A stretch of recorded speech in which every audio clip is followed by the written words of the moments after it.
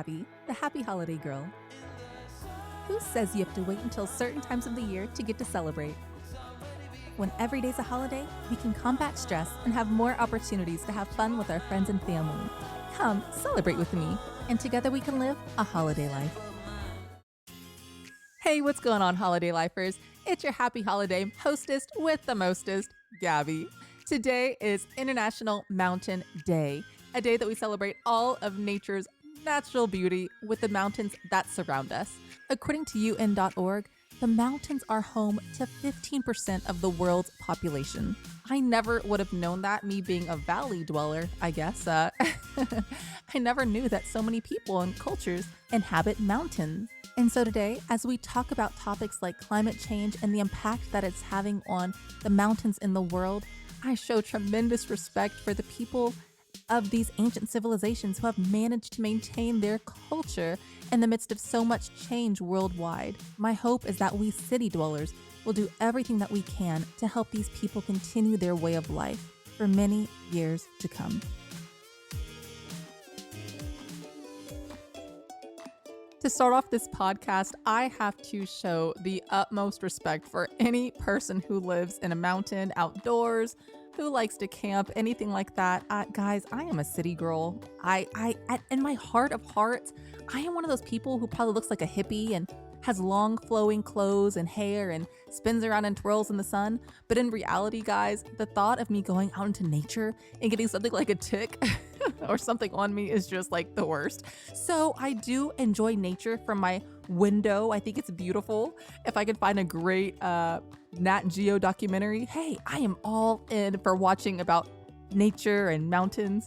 But for you who actually want to go out and explore the mountains yourself, I give hats off to you because you are a superhero. But apparently there are many people around the world who are not like me. People who are willing to shell out amounts from like 30, 40, 50, all the way up to $100,000 just to go climb a mountain. And the amount of time that it takes to prepare, it's like years people spend training to climb mountains like Mount Kilimanjaro, Mount Everest. But apparently the climb is definitely worth it because up high in the mountains, you get the opportunity to see the freshest, clearest water. And the wildlife has pretty much been untouched. So you're in this very pristine environment that I imagine is very soothing and very good for the soul. But sadly, unless we as a people make the necessary changes to how we conduct business, that pristine environment may not last very much longer. As I did more research for the day, I went to UN.org, and the theme of 2020's International Mountain Day is mountain biodiversity.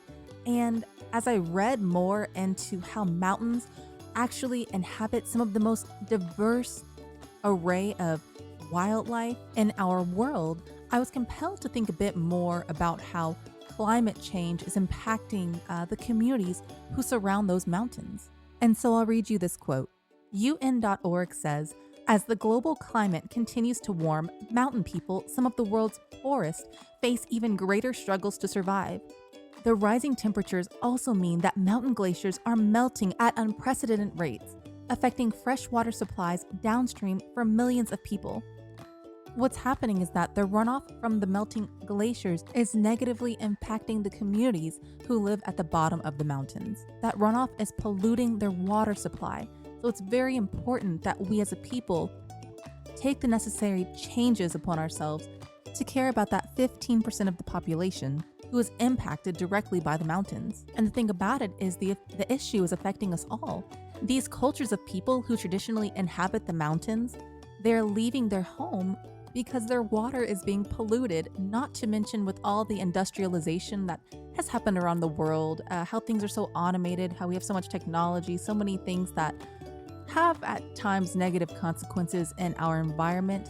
These people are leaving their communities because the goods that they were making at one point in time and trading and selling with other people, because those things are being mass produced on a larger scale, these people in these small mountain communities are not able to keep up.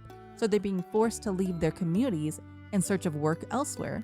But the effects are greater than somebody needing to find a new job. When these indigenous cultures leave their homeland, their culture start slowly dwindling down. And the beauty of the diversity that humanity has, the knowledge of wildlife, of nature, of different spiritual concepts that maybe some of these indigenous tribes have, that knowledge starts to slowly vanish. And I'm not saying that this whole day has to be womp womp wompy about the mountains, but I am saying that if you do take something at least from today's podcast, please consider recycling, caring about your environment maybe a little bit more, doing what you can to help impact climate change in a positive way.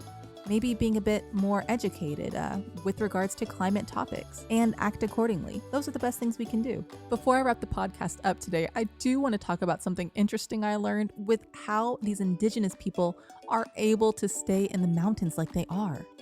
According to sciencemag.org, mutations may reveal how Tibetans can live on world's highest plateau.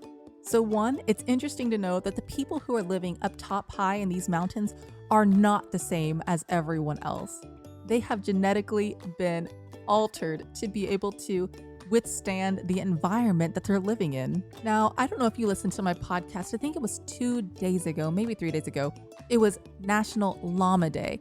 Now, if you listen to the podcast, I tell the story of the Great Flood from the Incan perspective and how llamas had a part to play with protecting the people and telling them to go up high into the mountains so that they will be saved.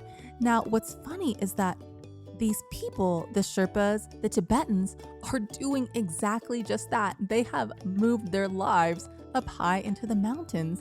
And what's funny is that if they take the llama's advice and go up high, higher than most, into the mountains, with such clean environment, their culture is pretty much being saved from some of the corruption and maybe runoff water that's going on down in the valley. So it's funny, that old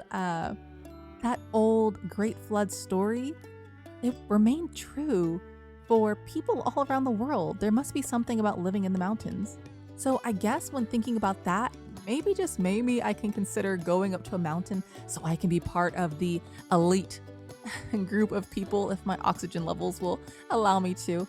But who knows, maybe I will climb a mountain one of these days and see the beauty for myself. I guess I should start saving right now. And now it's time for our PB&J moment of the day. In honor of International Mountain Day, take the time to find a local mountain or hill and go for a hike. But if you don't live near a mountain, don't be discouraged. Take your family out for a nature walk and enjoy the scenery that's around you.